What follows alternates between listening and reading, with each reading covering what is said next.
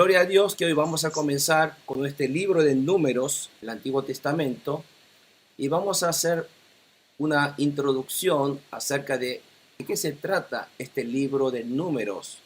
Entonces, quisiera que se concentre un poco en esto. Yo la semana pasada le di una tarea de que leyeran un poco todo el libro de Números, aunque sea hacer una lectura rápida, sin detenerse a meditar o hacer un estudio profundo, sino simplemente hacer una lectura rápida para tratar de entender el hilo de qué se trata este libro. Bueno, introducción a Números. ¿Qué se entiende por el Pentateuco? El Pentateuco, que se escribe así en griego, significa 5 rollos. La palabra penta significa 5 y teucos, por supuesto, libros, textos o rollos. Son los 5 rollos de libros que los judíos lo llaman la Torá. La palabra Torá significa instrucciones o enseñanzas y forman los 5 primeros libros de la Biblia, y no solo contiene leyes en estos 5 libros, sino también genealogías, también contiene historias, narraciones, a veces contiene prédicas y también canciones. Estos 5 libros son los más importantes, pero lo más importante es que este Pentateuco son instrucciones de Dios que enseña cómo ser pueblo de Dios durante la vida en este mundo. Y son libros que están escritos en hebreo y fueron escritos por Moisés.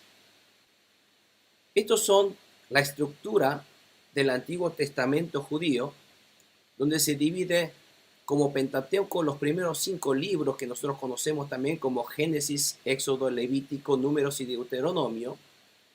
Y están los libros históricos, como ustedes ven aquí, la poesía de Job, Salmos, Proverbios, Eclesiastés, y después todos los libros proféticos, tanto profetas mayores como los profetas menores. Entonces el libro de Números que nosotros vemos aquí es el 4º libro del Pentateuco o de la Torá, donde están las enseñanzas o todos los mandamientos de Dios para instruir al pueblo como un pueblo de Dios.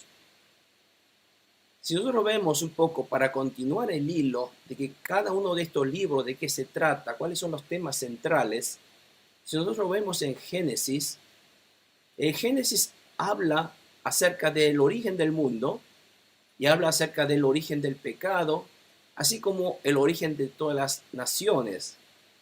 Y lo más importante que en Génesis, después del pecado que comete Adán y Eva, cuando la humanidad entra en pecado, está la promesa de salvación y el origen del pueblo de Dios a los fines de que Dios pueda salvar, redimir a esa humanidad pecadora. Ese mensaje, esa intención de Dios ya aparece en Génesis. Y el libro de Éxodos se enfoca en el pueblo de Dios y cómo sus orígenes fueron para formar una nación como pueblo de Dios. Vemos que en esa narración de Éxodo, Dios salva a Israel de la esclavitud de Egipto, mostrando así quién es Dios. No es un Dios del castigo, no es un Dios que simplemente busca ofrendas y aquel que no da ofrendas castiga, sino este es un Dios que salva, que recupera de la esclavitud, que restablece y quiere dar paz, quiere darle felicidad y bendición a la vida de su pueblo. Y además, para que nosotros podamos vivir de acuerdo a la palabra de Dios, Éxodo nos enseña cómo el pueblo de Dios debe vivir y cómo debemos valorar la salvación que Dios nos ha dado. Ese es el centro de los temas tratados en Éxodo. Entonces, en Éxodo, Dios salva a su pueblo, saca de la esclavitud de Egipto, lo salva porque Dios hace cruzar para siempre ese mar rojo. Después, en el libro de Levítico, nosotros aprendimos que Dios junta a su pueblo frente al monte Sinaí, donde comenzó todo ese plan de salvación a través de Moisés. Y en Levítico le da instrucciones y leyes para que el pueblo aprenda cómo ser un pueblo santo de Dios, cómo quiere que viva de acuerdo a la palabra de Dios. Entonces en Levítico también nos habla cómo el pueblo de Dios debe adorar a Dios santo, ya sea a través de ceremonias, de cultos y a través de la vida cotidiana, como una manera de adorar a Dios a través de la vida. Por lo tanto, a Dios se debe adorar a través de ceremonias y a través de la vida cotidiana para que Dios, entonces santo, pueda morar en cada uno de nosotros. Ese era el objetivo que Dios busca, estar entre nosotros, obrar en su pueblo, residir, morar en su pueblo y tener esa relación íntima con el pueblo de Dios, donde uno pueda agradar a Dios, pueda glorificar a Dios, adorar a Dios, y a su vez, si uno está en medio del pecado y de dificultad, Dios pueda ayudarnos a superar esos ataques de los enemigos y protegernos, para que vivamos una vida feliz y en paz, en armonía de acuerdo a la palabra de Dios. Bueno, si eso había sido Levítico, hoy lo que queremos ver es de qué se trata Números. El libro de Números se trata de una preparación y una organización del pueblo como ejército de Dios. ¿Por qué? ¿Cuál es la tarea que tienen los israelitas ahora por hacer? Ahora lo que tienen que hacer es entrar a la tierra prometida Canaán. Pero para que puedan entrar a la tierra prometida de Canaán, esa tierra no está desierta. Es una tierra habitada por un pueblo que comete atrocidades, comete todo tipo de pecados contra Dios, adorar ídolos, entregar sus hijos como sacrificio humano a sus ídolos, cosas muy abominables para los ojos de Dios. Entonces, Dios quiere darle esa tierra, pero antes tiene que conquistarla. Quiere echar a los enemigos, tiene que limpiar esa tierra de las cosas abominables y pecaminosas de esa tierra. Limpiarlo a través de una lucha, una guerra. Por lo tanto, el pueblo de Dios de Israel en este momento no es un pueblo preparado para una guerra, porque ellos fueron simplemente esclavos. Ellos no saben lo que es la coordinación, no saben lo que es la organización, no saben lo que es una estrategia militar. Eran gente que simplemente estaban siempre acosados para poder trabajar, construir pirámides, palacios, en fin, solamente tareas. Entonces, para que ese pueblo pueda un poco formar como un ejército de Dios, necesita primeramente todo este tipo de preparaciones y organizaciones que Dios, a través del libro de Números, está ordenando a Moisés para que formara a su pueblo de acuerdo al plan y la maniobra militar de Dios al pueblo de Israel. Pero para poder hacer eso, ustedes saben que en un ejército, en una maniobra militar, las órdenes son muy importantes. Tiene que haber una obediencia sin objeciones, una absoluta obediencia. Bueno, de esa manera tiene que ahora vencer a los enemigos. Pero lamentablemente, en este libro de Números, vemos la respuesta y la reacción de los israelitas ante la palabra de Dios. En vez de una obediencia, ellos empiezan a rebelarse y muestra su desobediencia, no acata las órdenes de Dios. Entonces este libro de Números está de lleno lo que es la rebelión, lo que es la desobediencia, lo que es la queja, la protesta contra Dios. A veces eso parece como nosotros en cuanto a la desobediencia, porque queremos hacer las cosas a nuestra manera y no a la manera de Dios. En ese sentido también nos parecemos a ellos.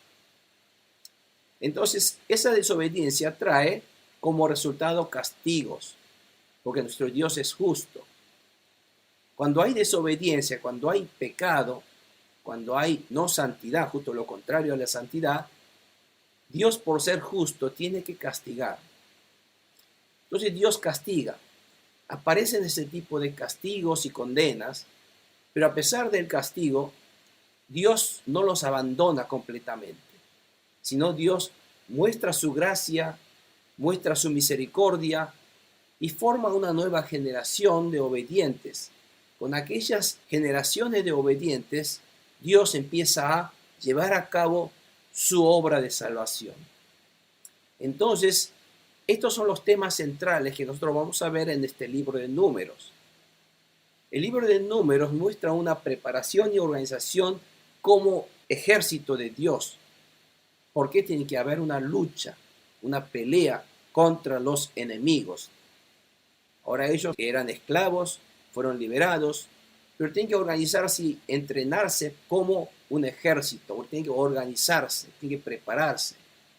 En ese caso tiene que haber una coordinación, una organización, una obediencia absoluta, pero justamente ellos no acatan a esas órdenes. Entonces van a haber fracasos, castigos. Eso es lo que nosotros vamos a ir viendo a lo largo de este libro de Números y cómo debe entonces uno ser para entonces glorificar a Dios. El libro de Números fue escrito junto con el libro de Levítico que nosotros aprendimos. El libro de Números, como el Deuteronomio, fue escrito durante el deambular por el desierto. Ustedes saben que si esto fueron la esclavitud en Egipto, en un momento ellos fueron rescatados de Egipto y el éxodo fue en el año 1446 a.C.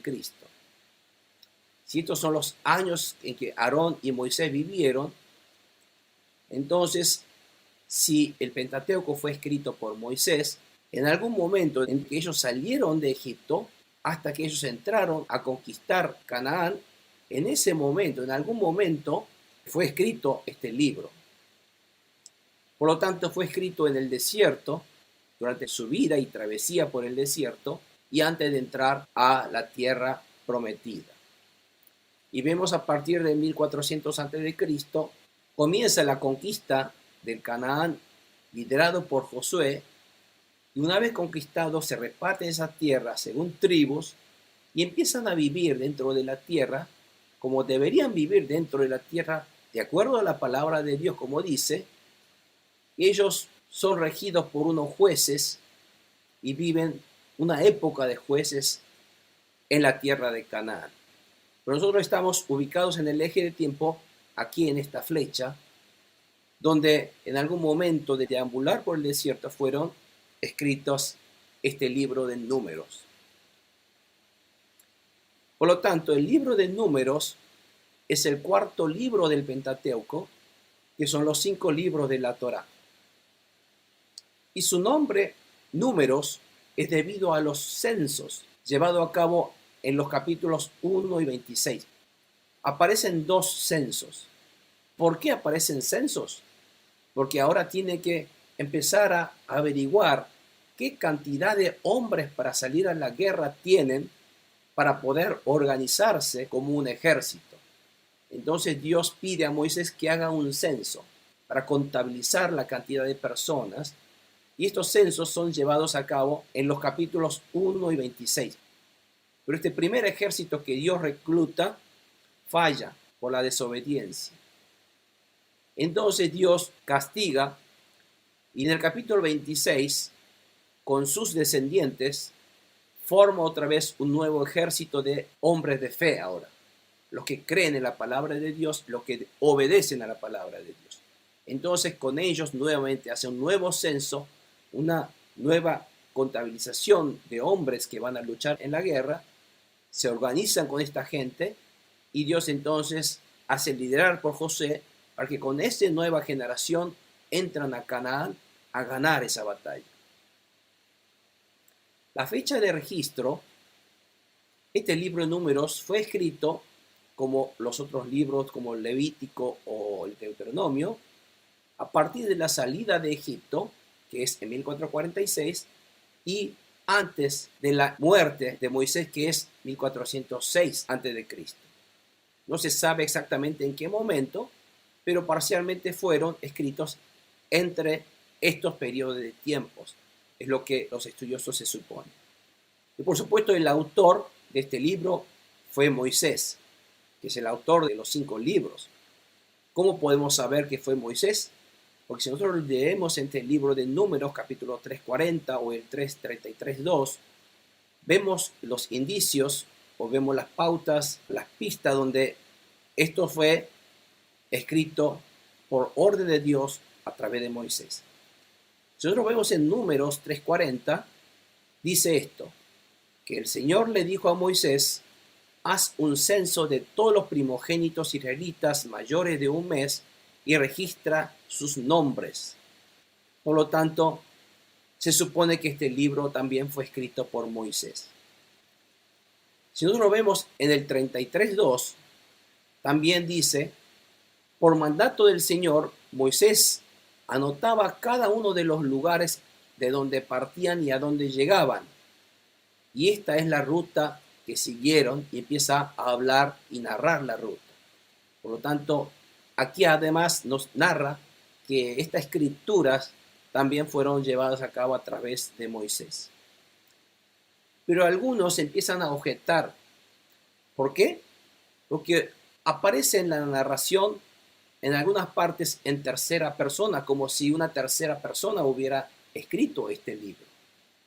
Por ejemplo, en el Números 12:1, donde dice: Moisés había tomado por esposa a una egipcia, así que Miriam y Aarón empezaron a murmurar contra él por causa de ella. O en Números 12:3, donde dice: a propósito, Moisés era muy humilde, más humilde que cualquier otro sobre la tierra. Este tipo de narraciones parecería como que no fue escrito por Moisés, porque si hubiera sido escrito por Moisés, Moisés no escribiría a sí mismo diciendo: Moisés había tomado por esposa, o que a propósito no hablaría de sí mismo diciendo: Moisés era muy humilde, cosa que una persona no hubiera escrito de esa manera. Pero si nosotros tomamos en cuenta que en las literaturas de la antigüedad, una de las modalidades literarias era común escribir en tercera persona, por lo tanto, en épocas antiguas era muy común escribir como si fuera una tercera persona, siendo uno mismo. Por lo tanto, entendemos que es posible, muy factible, que también Moisés haya utilizado esa manera, esa modalidad literaria de escribirlo en tercera persona. Y también es posible que haya frases o versículos, por ejemplo, donde habla acerca de Moisés como si fuera en tercera persona, donde dice: Moisés era muy humilde. Esto podría haber sido posteriormente agregado por una tercera persona de un libro acabado para agregarle mayores explicaciones o darle mayores aclaraciones al libro de Números. Todo es posible, por eso, pero en sí, todo el contexto habla como si Moisés fuera el que recibió órdenes de Dios para registrar este censo del pueblo de Israel.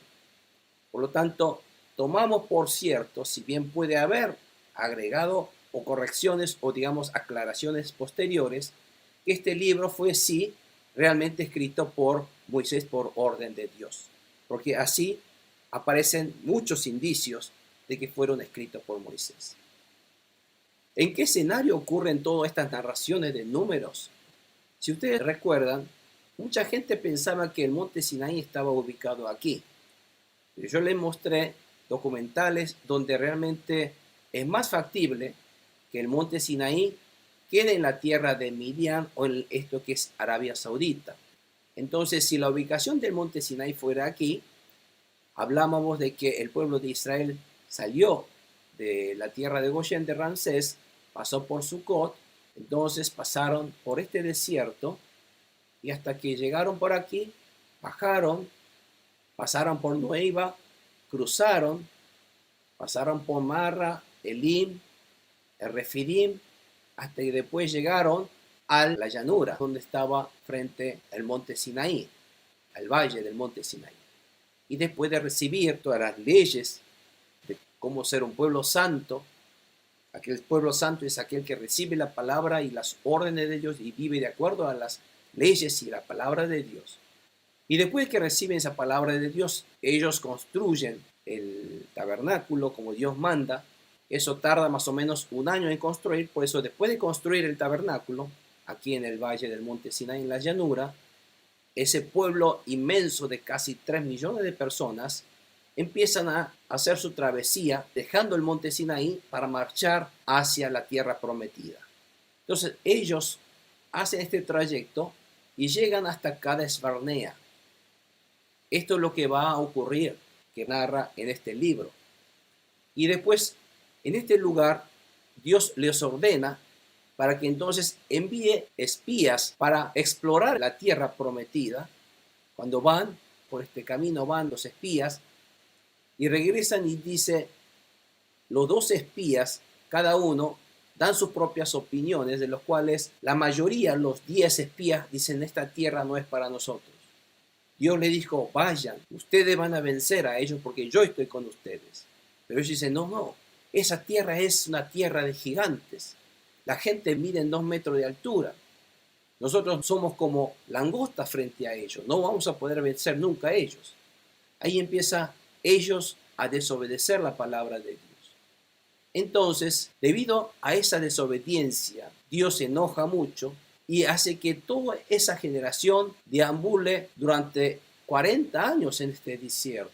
¿En qué lugar? No sé, pero por acá, por el desierto, puede ser por aquí o por aquí, empieza a deambular y pasan 40 años entre que mueren los que desobedecieron en el desierto, solamente quedan sus hijos, una generación nueva de jóvenes, donde vieron cómo por desobedecer la palabra de Dios, sus padres no pueden recibir la bendición de Dios, no entran a la tierra prometida, sino acaban muriéndose en el desierto. Esta nueva generación aprende de sus padres desobedientes que para que ellos puedan realmente recibir la bendición de Dios, ellos deben obedecer la palabra de Dios. Si bien en ese momento hubo 10 que desobedecieron, hubo 2 que sí obedecieron, que fueron Josué y Caleb. Y ellos 2 entonces pasan a liderar a las nuevas generaciones que empiezan entonces a reorganizarse para poder entonces hacer la segunda conquista hacia la tierra prometida. Entonces esto es un poco lo que ocurre. Y esta nueva generación entonces, como esta flecha azul lo indica, sale de Cades Barnea, pasa por el Sion Geber y todo este camino donde Dios los guía, empiezan a avanzar por Edom y por la tierra de Moab, se acampan en Moab, donde empiezan aquí a prepararse, formarse, escuchando nuevas instrucciones de Dios en la tierra de Moab. Y esas instrucciones son lo que nosotros conocemos como el Deuteronomio, que vamos a aprender en el próximo libro. Y después que ellos reciben nuevas instrucciones de Dios en Deuteronomio, a través de la guía de Josué, entran a la tierra prometida a conquistar primeramente Jericó, que ahí registra el libro de Josué. Entonces esto es un poco el escenario geográfico donde ocurren estos hechos que nosotros vamos a estudiar. Haciendo una breve sinopsis de este libro de Números, como podrán saber, este libro de Números se divide en 2 grandes bloques. El primer bloque, que es la parte A, y el segundo bloque, que es la parte B. La parte A se trata de cómo termina, cuál es el destino de la vieja generación, y son los capítulos de 1 al 25. Si nosotros detallamos estos capítulos de 1 al 25, lo podemos subdividir como un primer censo que se realiza en el capítulo 1 al 4. Después Dios le da a ellos leyes sobre purificación y cómo ofrendar a Dios otra vez. Entonces Israel parte de Sinaí y empiezan las quejas en el desierto, que no tienen esto, porque falta agua o porque están cansados. En fin, empiezan las quejas. Y después llega finalmente a Cades Barnea y envían 2 espías que exploran a Canaán, y después de que vuelven la gente se rebela y desobedece a la palabra de Dios. Entonces Dios le ordena a Moisés y a Aarón esas órdenes a partir de este momento de cómo proceder con ellos. Está en los capítulos 17 al 19. Entonces su vida en el desierto es una vida de dificultades, vida de agonía, experimentan sed, experimentan ataques de serpientes venenosas, experimentan ataques de enemigos, En fin, del capítulo 20 al 25 muestra cómo son sus vidas en el desierto por la desobediencia a la palabra de Dios. Ese es el resultado de la vida al desobedecer la palabra de Dios. Entonces, Dios no termina allí. Dios empieza un comienzo de una nueva generación de sus hijos, ahora sí, de fe y de obediencia, que empieza en los capítulos 26 al 36. Entonces empieza un segundo censo a partir del capítulo 26, donde Dios comienza a darles otra vez instrucciones, en el cual ahora, con la muerte de Moisés, que está por morir ahora, le da a Josué para que sea el nuevo líder para suceder a Moisés. Después Dios le da leyes sobre ofrendas otra vez, de festividades y de voto. Fíjense, siempre Dios le da estas leyes antes de empezar a formar. Una de las maneras de formar al pueblo son a través de estas órdenes de Dios, de cómo realmente adorar y ofrecer a Dios, sus vidas, sus ofrendas, porque todo eso vino de la mano de Dios. Debido a esa obediencia y acatar a la palabra de Dios, ahora la nueva generación de fe de los israelitas, que son sus hijos, ahora vence a sus enemigos por la ayuda de Dios, porque Dios los acompaña. Entonces Dios le da nuevas instrucciones para la nueva generación cuando ellos entren a la tierra prometida, cómo deben vivir su vida, para que sean un pueblo de Dios. Con esas instrucciones termina el libro de Números.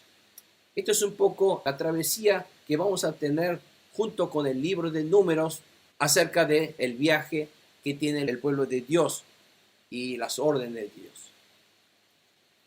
Bueno, ¿cuál es el propósito del libro de Números? En Números, el tema de la santidad que nosotros venimos haciendo hincapié de Levítico, continúa siendo la base de la enseñanza. Aquí también habla de la santidad, porque nosotros sabemos que para que podamos vencer una guerra, necesitamos obedecer la palabra de Dios, y eso es ser un pueblo santo. Y además instruye cómo el pueblo de Dios debe ser para entrar a la tierra prometida de Canaán. Cómo debe ser su forma de ser, su forma de vivir, su forma de actuar. Porque de alguna manera la vida de fe es una constante guerra espiritual contra los enemigos, que hoy día para nosotros son estos enemigos espirituales. De igual manera, nosotros los creyentes somos un ejército de Dios, que debemos luchar una guerra espiritual contra los enemigos espirituales que es Satanás y sus demonios. Por lo tanto, si nosotros obedecemos a la palabra de Dios, vamos a vencer a estos enemigos. Pero si nosotros desobedecemos a la palabra de Dios, vamos a ser pisoteados y dominados por estos enemigos invisibles, y vamos a vivir en medio de una agonía, en medio de una sed espiritual, en medio de esas serpientes venenosas que nos atacan, y estamos constantemente moribundos de fracasos, enfermedades, dolores, depresiones, tristezas. Bueno, todo esto es el resultado de la rebeldía y la desobediencia contra los mandamientos de Dios.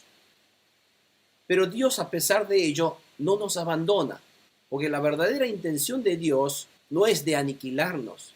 El castigo se debe dar porque eso es la esencia de nuestro Dios. Nuestro Dios es justo. Dios no puede dejar así sin castigar a los que cometen el pecado de la desobediencia. Por eso Dios, por ser justo, los condena y los castiga. Pero Dios no lo extermina, porque la verdadera intención de Dios es de derramar sobre su pueblo su gracia y su misericordia para cumplir con su palabra de promesa de salvación a través de nuestro Señor Jesucristo, que fue prometido a los ancestros de este pueblo rebelde, que fue Abraham. Entonces Dios, que es fiel, cumplidor de su promesa, Dios lleva a cabo, a pesar de este pueblo imposible, este pueblo terco, a pesar de este pueblo desobediente, Dios lleva a toda costa a este pueblo para formar hasta llegar a un pueblo de Dios, pero sigue ellos fallando, desobedeciendo y viviendo su vida no para glorificar a Dios. Pero en medio de fracasos, Dios sigue haciendo su obra de salvación. En eso podemos ver cuán fiel es nuestro Dios, cuán amoroso es nuestro Dios. A pesar de nuestra falla, a pesar de que nosotros le fallamos tanto a Dios, a pesar de que nosotros somos pecadores ante Dios, Dios aún así nos sigue amando y nos sigue llevando a través de nuestras vidas a hacer su obra de salvación. Entonces vemos a este Dios fiel, a este Dios perseverante, a este Dios implacable, pero que es un Dios de amor, que finalmente nos ha enviado a nuestro Señor Jesucristo a lograr y a cumplir esa promesa del Antiguo Testamento. Por eso dice que Jesús no vino a anular la ley, sino vino a cumplir esa ley, a perfeccionar esa ley. Debido a este Dios que es fiel, perseverante y es un Dios que logra sus objetivos. Es un Dios que consigue su objetivo a fin y a cabo. El que no obedece y el que realmente falla es el hombre ante Dios, pero Dios es el que llega. Por lo tanto, si nosotros somos fracasados, pero si ese Dios todopoderoso está en nuestra vida, nosotros vamos a seguir siendo llevados y guiados por nuestro Dios a vivir una vida exitosa de fe, como aquel José que vivió obedeciendo y caminó junto a Dios. Y Dios quiere que nosotros caminemos junto a Dios, que vivamos una vida de Emmanuel, una vida donde Dios está con nosotros, una vida donde nosotros vamos a ser un éxito contra todo tipo de ataque de enemigos, ser victoriosos en nuestra vida, gracias a que Dios, el Todopoderoso de Israel, está con nosotros. Amén. Vamos a mencionar algunos versículos claves de Números que vale la pena recalcarlo.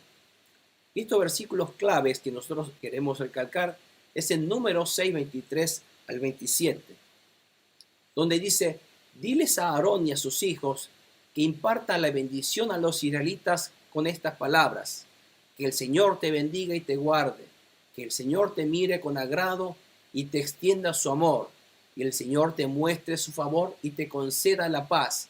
Así invocarán mi nombre sobre los israelitas para que yo los bendiga. Estas palabras de Números nos da a conocer cuál es la verdadera intención de nuestro Dios, el de bendecirnos. Dios no nos quiere castigar, Dios nos quiere bendecir, Dios nos quiere salvar, Dios nos quiere extender su amor para que Dios nos pueda glorificar. Y para eso Dios quiere que nosotros utilicemos su nombre para conseguir esa bendición. Por eso dice: así invoquemos el nombre de Dios dado. Hoy día es el nombre de salvación, Jesucristo, porque no hay un nombre dado a los hombres que pueda ser salvo excepto el nombre de Jesucristo, para que nosotros seamos salvos. Esa bendición eterna de salvación lo recibamos a través de invocar el nombre de Jesucristo y declararlo como nuestro Señor y Salvador en nuestra vida. Amén. Bueno, esa intención está plasmado en este versículo de Números capítulo 6, 23 al 27. Otro versículo a tener en cuenta es el Números 14, 30, 34, donde dice: tomará posesión de la tierra que les prometí, solo entrarán en ella Caleb, hijo de Jefone, y Josué, hijo de Nun. También entrarán en la tierra los niños que ustedes dijeron que serían botín de guerra, y serán ellos los que gocen de la tierra que ustedes rechazaron. Pero los cadáveres de todos ustedes quedarán tirados en este desierto.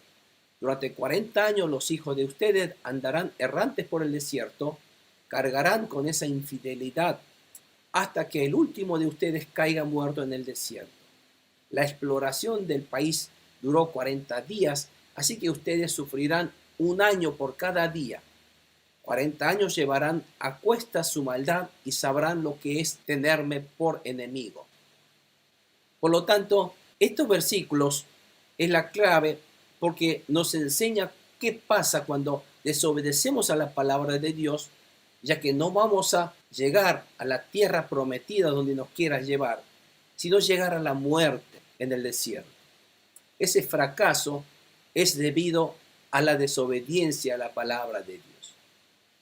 Por lo tanto, este versículo es muy tener en cuenta, que también vamos a estudiar llegado a su momento. Otro versículo a tener en cuenta es Números 24, 17. Dice: lo veo, pero no ahora. lo contemplo, pero no de cerca. Una estrella saldrá de Jacob, un rey surgirá en Israel, aplastará las sienes de Moab y el cráneo de todos los hijos de Sed. Esto es una plegaria que hace un profeta Balaam, a fin de Números, en el cual él habla acerca de una estrella que saldrá de Jacob, y esa estrella será el rey de Israel, y que aplastará a los enemigos como Moab y el cráneo de los hijos de Sed. Y esto es un versículo simbólico donde se refiere al Mesías, a nuestro Señor Jesucristo, que será una estrella. Por lo tanto, esta estrella se refiere al Mesías nuestro, que es el Señor Jesucristo. Y cuando habla de Moab, Moab son los hijos de Lot, ¿se acuerdan? Los moabitas son los hijos de Lot, nacidos de su primera hija, y fueron rebeldes. Y este pueblo de Moab siempre fueron perturbadores y estorbadores de Israel. Siempre impidieron el avance de Israel a hacer la voluntad de Dios. Por lo tanto, espiritualmente, los moabitas son como Satanás y sus ejércitos de demonios que siempre perturban y estorban la obra que Israel quiere hacer ante Dios. Por lo tanto, este Moab es aplastado, sus sienes, su cabeza, ¿con quién? A través de Jesucristo, a través del nombre de Jesucristo. Y aquí también aplastará el cráneo de todos los hijos de Sed. Acá se tradujo en Sed, y quiero que presten atención, porque la palabra Sed, ¿se acuerdan quién era Sed? Sed era el tercer hijo de Adán, que le fue dado cuando Caín mató a Abel, ¿se acuerdan? Por lo tanto, Sed fue una nueva esperanza. Como Abel murió, Caín era desobediente a la palabra de Dios, y Sed era el único que empezaba nueva generación de creyentes en la Biblia. Entonces aquí no concuerda, porque Jesús aplastaría la cabeza de Sed. Hay algo que no cierra, ¿no es cierto? Si uno un poco entiende la Biblia, se daría cuenta inmediatamente que esta palabra Sed es muy extraño. ¿Por qué Dios aplastaría la cabeza de alguien que había sido designado para ser obedientes a la palabra de Dios? Por eso. Pero la palabra Sed fue en realidad mal transcripta, porque en hebreo el nombre de Sed se escribe así, Shet.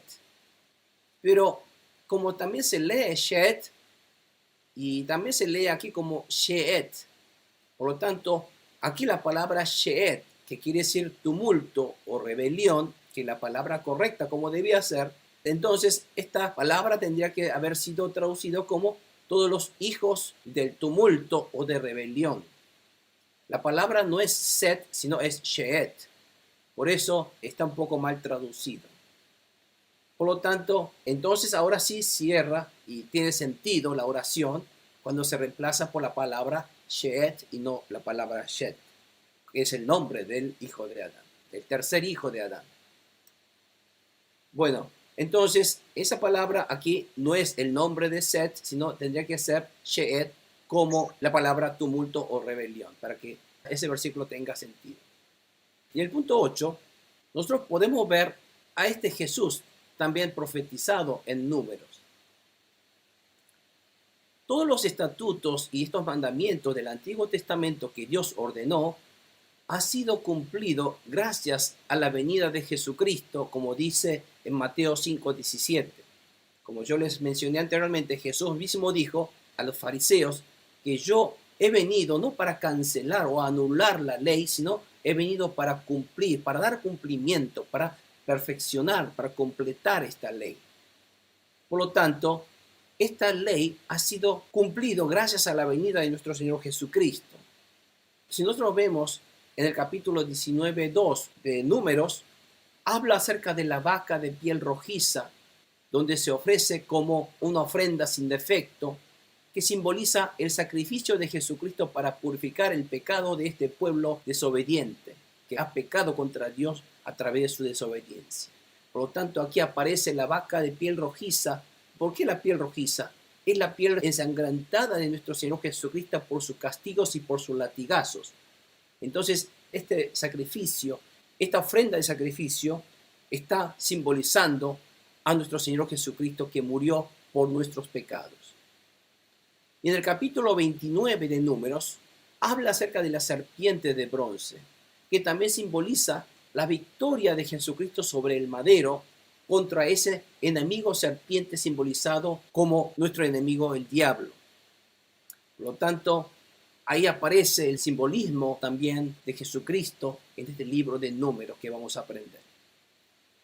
Y al hablar de la estrella de Jacob en el 24:17, también se refiere a Jesucristo como el Mesías, porque ya que en Revelaciones 22:16 también se refiere a Jesús como la estrella de la mañana. Y habla de la estrella de la mañana, y al hablar de la estrella también se refiere a Jesucristo, y sabemos que también aquí se refiere al Mesías, como una profecía de este profeta Balaam acerca del Mesías. Todo esto lo vamos a ver nuevamente en detalle llegado a cada capítulo en su oportunidad. Como conclusión, nosotros podemos aprender a través del libro de Números que la rebeldía y la desobediencia a la palabra de Dios trae el castigo de Dios. Y uno puede perder la bendición de entrar a la tierra prometida de Canaán. Dios nos quiere llevar a la tierra prometida de Canaán, donde hay armonía y la obediencia a la palabra de Dios. Si bien la tierra es una tierra árida, pero si Dios está con nosotros, cada momento recibiremos de la mano de Dios las lluvias tempranas y las lluvias tardías para que no nos falte frutos en nuestros árboles y en nuestra cosecha. Viviremos siempre satisfechos, comiendo aún todavía con los frutos de la cosecha pasada, aún estando cosechando la cosecha nueva. Bueno, toda esta vida de abundancia, no solo material, sino una vida de abundancia espiritual, se refiere a la tierra prometida de Canaán nuestro, espiritual. Y uno puede llegar a perder esta tierra prometida cuando desobedecemos la palabra de Dios y llegaremos a recibir el castigo de Dios por la desobediencia para sufrir en el desierto. Ese desierto lleno del inmenso sol, es decir, ese lugar realmente es un lugar de condena que podría ser espiritualmente el infierno, ¿no es cierto? Pero la gracia de nuestro Dios amoroso es no morir en medio de la perdición, no abandonarnos, sino la intención de Dios es formar generaciones de fe que obedezcan a la palabra de Dios para que Dios nos pueda acompañar en nuestra vida, para que Dios pueda morar, para que finalmente nosotros lleguemos con éxito a la tierra de Canaán, esa vida donde vivamos de acuerdo a la palabra de Dios. Por lo tanto, la vida en este mundo es también una travesía por el desierto lleno de ataques de los enemigos espirituales que nos estorban, que nos perturban nuestro caminar con Dios hacia la tierra prometida de Dios. Pero si Dios está con nosotros, siempre seremos victoriosos. Esa es la enseñanza central de este libro. Para ello, debemos ser santos obedeciendo su palabra. Y esa santidad también es lo que requiere para que Dios también nos acompañe hasta en nuestras guerras contra nuestros enemigos. Por lo tanto, este libro de Números, como continuación del Levítico, también nos trae muchos mensajes relacionados con nuestra vida actual espiritual, para que cómo podemos nosotros realmente ser como pueblo y ejército de Dios, para poder vencer a nuestros enemigos espirituales. Por eso vamos a aprender mucho de esas pautas espirituales en este libro. Por lo tanto, el libro de Números también es un libro muy precioso, valioso, muy a tener en cuenta para que nosotros hoy día podamos ser victoriosos en esta vida de lucha contra nuestros enemigos. Amén. Por eso quisiera que entonces aquellos que todavía no pudieron leer el libro de Números, quisiera que lo lean. No se detengan a preguntar qué es esto, sino simplemente si no entienden algo, pasen de largo, léanlo. Pero lean para que hagan una lectura rápida y tratar de encontrar el hilo de qué se trata este libro. Bueno, con esto damos por terminado la introducción de Números y vamos a dar gracias y por darnos otra vez esta oportunidad de aprender el libro de Números y poder aprender más acerca de cómo ser un pueblo de Dios.